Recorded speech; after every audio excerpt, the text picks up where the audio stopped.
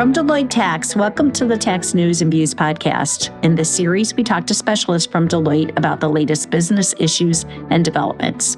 I'm Carrie Falkenhayn, your host for Tax News and Views, and joining me again today are my frequent guests on tax policy. We have Anna Taylor and Jonathan Traub from Deloitte's Tax Policy Group.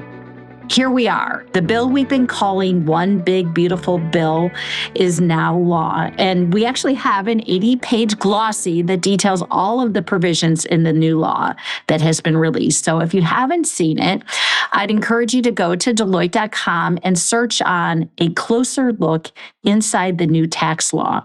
And you'll be able to pull that document up for a complete look at what was enacted. But for now, let's get some tax policy insights. And Anna, I'm going to start with you. Were you surprised about how fast this bill came together? Yeah, sort of. I mean, Congress really has like two speeds. They either go really, really slow or really, really fast. And, while elements of what happened in the final days of the process were slow, the overall outcome was incredibly fast, given the scope of the bill and all the challenges that leadership faced in getting it through. I mean, you had policy disagreements, you had the process itself. The reconciliation process is a really complex one that takes a lot of time just to get through. And then you had the politics of it all that had to be worked through as well. So the leaders had a lot of challenges, and I think that they did a really effective job in moving the bill through pretty quickly. And, as a mother of a 2-year-old, it reminds me of the old adage, sometimes the days will crawl by, but the years fly by. And I do think there were maybe moments over the last couple of weeks where we felt like it was crawling, but really it flew by pretty quickly. So now that it's enacted, were there any surprises coming out of the process? A ton of surprises on the substance. We knew that TCJA was going to be the base of the package. All of those provisions that were either already stair-stepping down in value on some of the business provisions like 174, 163J and bonus depreciation, and then all of those provisions set to expire at the end of 2025. And, those provisions were, extending those permanently in most cases really was kind of the foundation of the package. And that's what we expected. We also expected there to be some revenue raisers in the package to pay for part of it. We knew that was going to come at least partially out of reforms to those clean energy credits that were created in the Inflation Reduction Act, and that happened. So none of that was a surprise. There were a few things I think worth pointing out.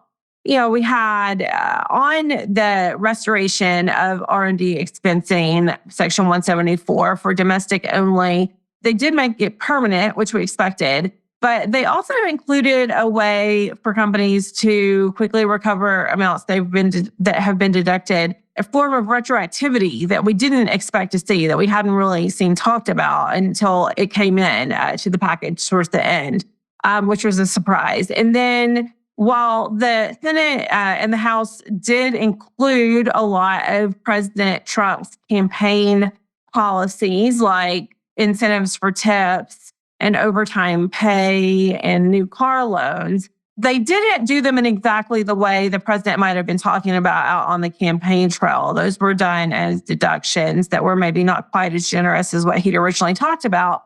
But it seems like he was comfortable with where they did end up on the policy of those proposals. Two things that we had heard a lot of talk about, potentially that the president had wanted, doing some sort of taxation of carried interest, not included in the package. And then they did not ultimately include his proposal to provide a new 15% rate for domestic manufacturing. However, while they didn't do that 15% rate, they did include a new bonus depreciation for structures that house manufacturing facilities. So it wasn't like they did nothing in that space. And then the last thing I'll mention that I think was really interesting to watch as it played out, the decision in the final hours to drop the new Section 899, which was a retaliatory tax that they were putting in place in response to taxes that were being enforced overseas that the administration considered to be unfair taxes overseas, whether that be digital service taxes or UTPRs or the like. They dropped that provision, that new retaliatory tax, at the last minute in exchange for a statement from the G7 that would appear to allow U.S. companies to live outside the world of U2PRs. That was something that was maybe not surprising, particularly for those who had drafted the policy, because that was exactly the outcome they'd been hoping for. I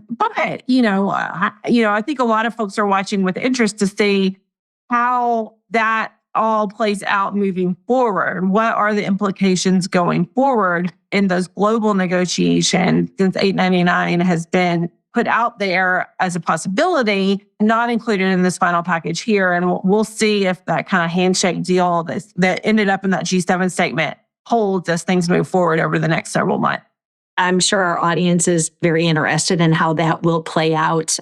John, let's get you involved. As we've seen on so many of these like major bills where they're being done on a party line basis, where there's very thin margins of control, the path to passage can be bumpy.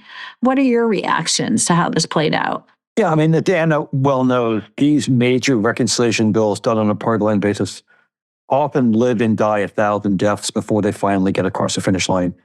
The last thing Anna worked on before leaving her time on the staff of Democratic leader Chuck Schumer was the Inflation Reduction Act, which began life as Build Back Better. Once again, these BBB initials somehow seem to be percolating through Congress. And Anna can regale us with stories of the times in which it seemed to be dead. And then Manchin said, well, maybe I can do something on this. And that sort of got revived. And so we saw this bill go through a number of near-death experiences where votes were held open extra long and there were negotiations and the holdout that they wouldn't vote for. And then ultimately, at every step of the way, leaders were able to corral the necessary votes until the point at which the final vote, the last vote on the bill on January 3rd in the House to actually concur in the Senate changes, was by that point pretty anticlimactic. All of the opposition had been resolved and sort of Congress was able to pass it, and really with that kind of a snoozer of a vote. But that hid the fact that along the way, there are multiple places in which people said, no, yeah. And that's a typical way these bills go along, which is no, and then finally you get the yes at the very end and everybody shakes hands and is happy.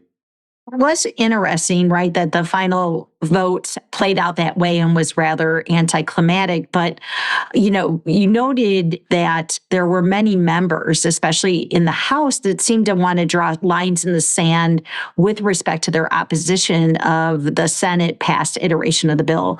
But eventually, all but two voted for it. So what happened there? Well, there's a couple of answers here, Carrie, one of which is Donald Trump happened. This bill was so important to him. It was a priority for him to get us across the finish line. It's central to his second term agenda. And I think members realized that crossing him here was not in their best interest and that they could fight these fights in other venues. And then many others deserve credit too. I mean, Speaker Johnson and Leader Thune were patient. They listened to their colleagues. They crafted solutions. Sometimes finding a very narrow seam that weaved between competing concerns of members, including times when those members were on opposite sides of the same issue. And so really a remarkable job. Both those men are new in their jobs, relatively speaking, and both, I think, exceeded expectations to get it done. And I would extend similar praise to the chairman of the Ways and Means Committee, Jason Smith, chairman of the Finance Committee, Mike Crapo, their staffs, and who never get the credit they deserve. This was an effort that involved a lot of people, but ultimately, in my mind, the one that made the biggest difference was the incredible persuasive power Donald Trump has over congressional Republicans. All right, Anna, this is now law. What's going to happen next? Well, the hard work of the regulators is going to begin now as they try to make all of this work, all these different pieces work together and fill in the gap where the text provides gaps. And you got to keep in mind that on a big bill like this, that in a reconciliation process where when you get to the very end of that process and things are coming in and out really quickly, being responsive to the parliamentarian, it's hard to imagine there are no drafting errors of any kind. And in all the recent big bills, we have seen a need for either regulators to kind of fill in gaps or for some sort of technical corrections package to move through Congress. And, on TCJA and IRA in particular, we still have some technical corrections that are sitting there waiting to get done. So as we have seen in recent years, we're going to have a process where we may have some rough sledding and uncertainty for companies, individuals, tax practitioners